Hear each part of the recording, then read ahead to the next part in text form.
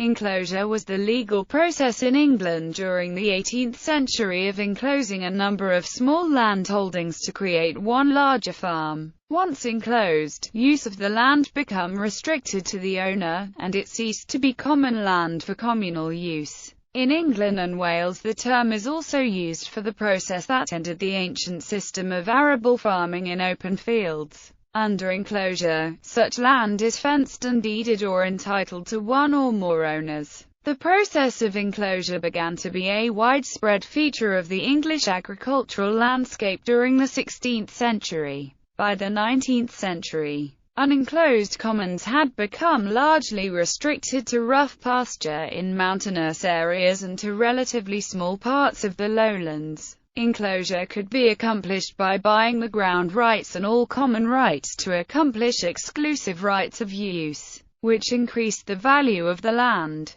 The other method was by passing laws causing or forcing enclosure, such as parliamentary enclosure. The latter process of enclosure was sometimes accompanied by force, resistance, and bloodshed, and remains among the most controversial areas of agricultural and economic history in England. Marxist and neo-Marxist historians argue that rich landowners used their control of state processes to appropriate public land for their private benefit. For example, in agriculture, the years between 1760 and 1820 are the years of wholesale enclosure in which, in village after village, common rights are lost. Thompson argues that enclosure was a plain enough case of class robbery. W. A. Armstrong, among others, argued that this is perhaps an oversimplification, that the better-off members of the European peasantry encouraged and participated actively in enclosure, seeking to end the perpetual poverty of subsistence farming. We should be careful not to ascribe to enclosure developments that were the consequence of a much broader and more complex process of historical change.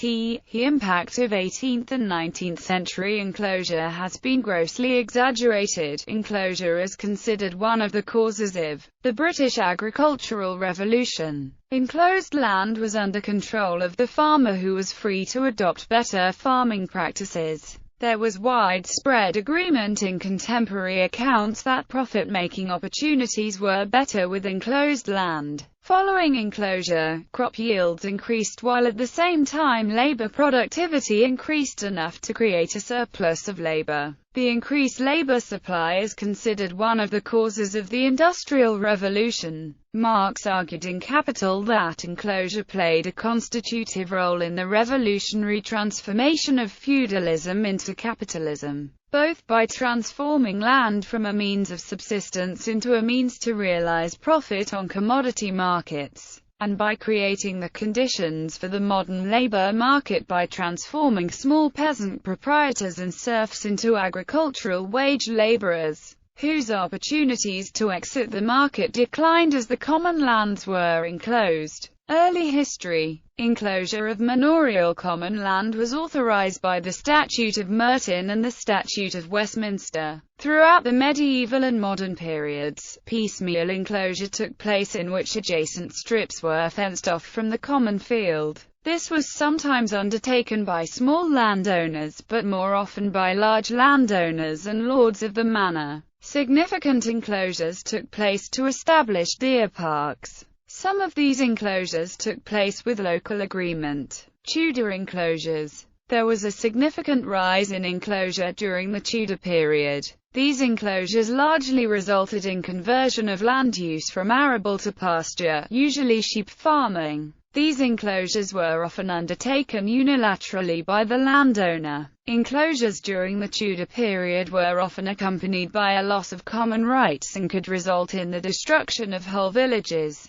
English Champagne had been commonly enclosed as pastureland for sheep from the 14th to the 16th century as populations declined. Foreign demand for English wool also helped encourage increased production, and the wool industry was often thought to be more profitable for landowners who had large decaying farmlands. Some manorial lands lay in disrepair from a lack of tenants, which made them undesirable to both prospective tenants and landowners who could be fined and ordered to make repairs. enclosure and sheep herding were a solution to the problem, but of course this created other problems: unemployment, the displacement of impoverished rural labourers, decreased domestic grain production which made England more susceptible to famine, and higher prices for domestic and foreign grain. From as early as the 12th century, some open fields in Britain were being enclosed into individually owned fields.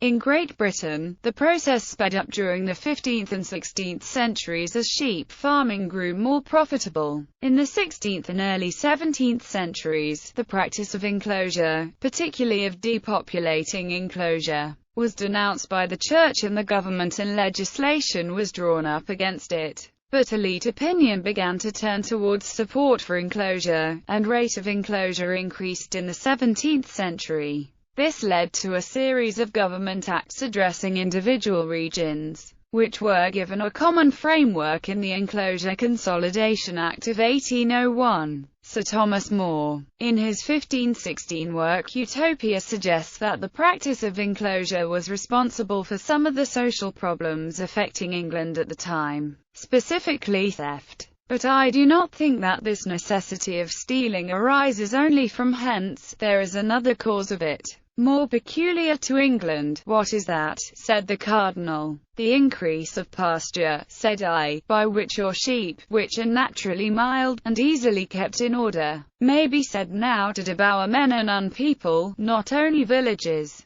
but towns, for wherever it is found that the sheep have a soil yield a softer and richer wool than ordinary, there the nobility and gentry, and even those holy men, the abbots, not contented with the old rents which their farms yielded, nor thinking it enough that they, living at their ease, do no good to the public, resolve to do it hurt instead of good. They stop the course of agriculture, destroying houses and towns, reserving only the churches, and enclosed grounds that they may lodge their sheep in them. The loss of agricultural labor also hurt others like millers whose livelihood relied on agricultural produce. Fynes Moryson reported on these problems in his 1617 work An Itinerary. England abounds with corn, wheat and other grains, which they may transport, when a quarter is sold for 20 shillings, or under, and this corn not only serves England, but also served the English army in the civil wars of Ireland, at which time they also exported great quantity thereof into foreign parts. And by God's mercy England scarce once in 10 years needs a supply of foreign corn, which want commonly proceeds of the covetousness of private men, exporting or hiding it. Yet I must confess, that daily this plenty of corn decreaseth, by reason that private men, finding greater commodity in feeding of sheep and cattle than in the plough, requiring the hands of many servants, can by no law be restrained from turning cornfields into enclosed pastures, especially since great men are the first to break these laws.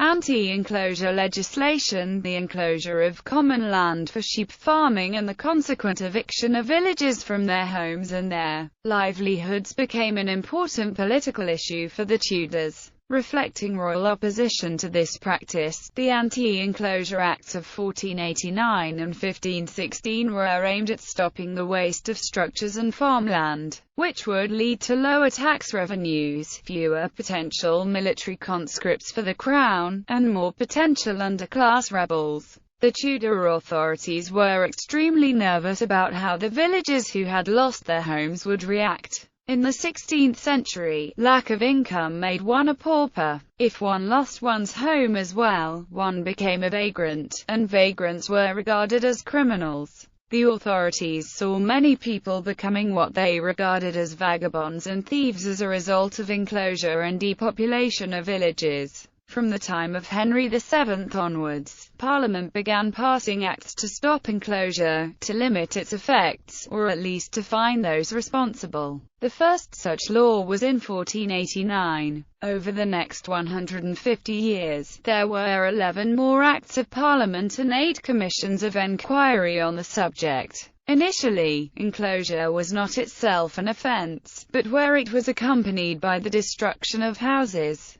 Half the profits would go to the crown until the lost houses were rebuilt. In 1515, conversion from arable to pasture became an offence. Once again, half the profits from conversion would go to the crown until the arable land was restored. Neither the 1515 Act nor the previous laws were effective in stopping enclosure. So in 1517 Cardinal Wolsey established a commission of enquiry to determine where offences had taken place, and to ensure the crown received its half of the profits. Inflation and enclosure. Alongside population growth, inflation was a major reason for enclosure. When Henry VIII became king in 1509, he found the royal finances in good shape thanks to the prudence of his father Henry VII.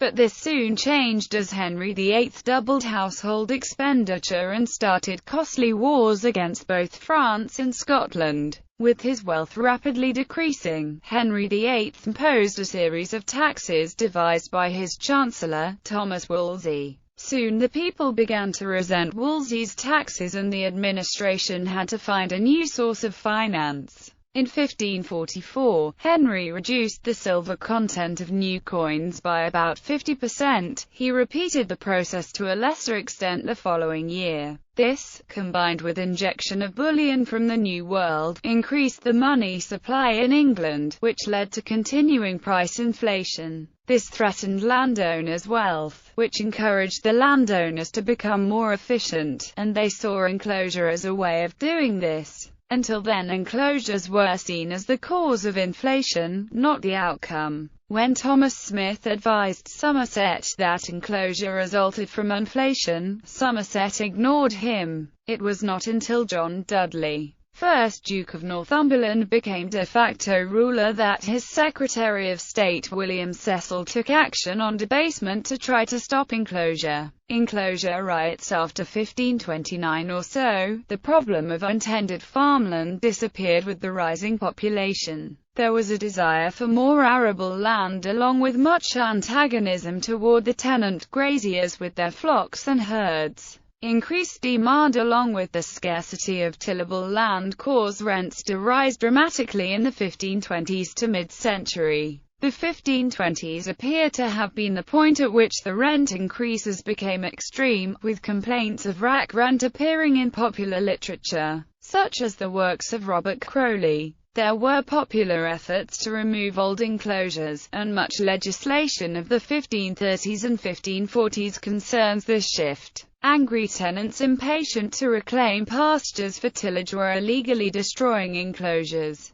Beginning with Kett's Rebellion in 1549, agrarian revolts swept all over the nation, and other revolts occurred periodically throughout the century. The popular rural mentality was to restore the security, stability, and functionality of the old commons system. Historians would write that they were asserting ancient traditional and constitutional rights granted to the free and sturdy English yeomen as opposed to the enslaved and effeminate French. This emphasis on rights was to have a pivotal role in the modern era unfolding from the Enlightenment. D.C. Coleman writes that the English commons were disturbed by the loss of common rights under enclosure, which might involve the right to cut underwood, to run pigs. Midland Revolt in 1607, beginning on May Eve in Hazelbitch, Northamptonshire and spreading to Warwickshire and Leicestershire throughout May. Riots took place as a protest against the enclosure of common land. Now known as the Midland Revolt, it drew considerable support and was led by John Reynolds, otherwise known as Captain Pouch, a tinker said to be from Desborough, Northamptonshire. He told the protesters he had authority from the King and the Lord of Heaven to destroy enclosures and promised to protect protesters by the contents of his pouch, carried by his side, which he said would keep them from all harm.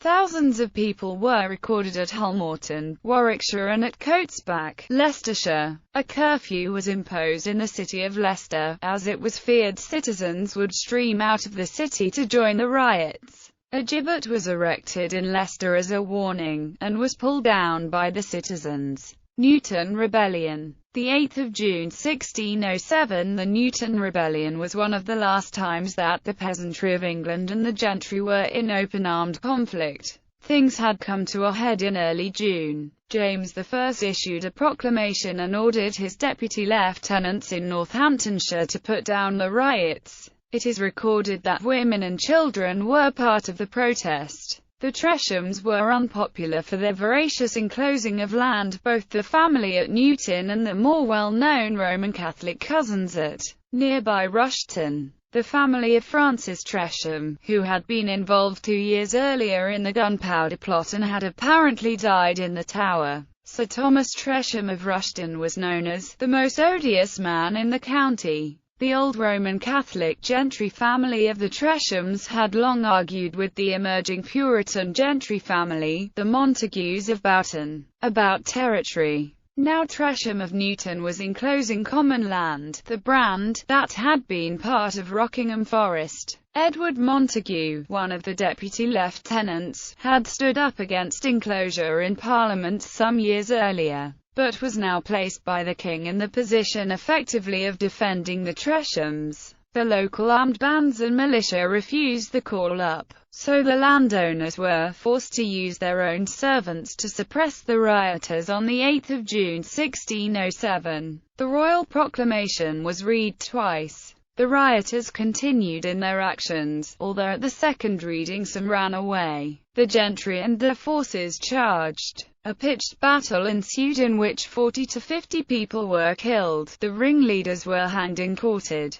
A memorial stone to those killed now stands at the former Church of St. Faith, Newton, Northamptonshire. The Tresham family declined soon after 1607. The Montagu family went on through marriage to become the Dukes of Buccleuch, one of the largest landowners in Britain. Western Rising 1630–32 and forest enclosure. Although royal forests were not technically commons, they were used as such from at least the 1500s onwards. By the 1600s, when Stuart kings examined their estates in order to find new revenues, it had become necessary to offer compensation to at least some of those using the lands as commons when the forests were divided and enclosed. The majority of the disafforestation took place between 1629 to 40, during Charles I of England's personal rule. Most of the beneficiaries were royal courtiers, who paid large sums in order to enclose and sublet the forests. Those dispossessed of the commons, especially recent cottages, and those who were outside of tenanted lands belonging to manors, were granted little or no compensation, and rioted in response.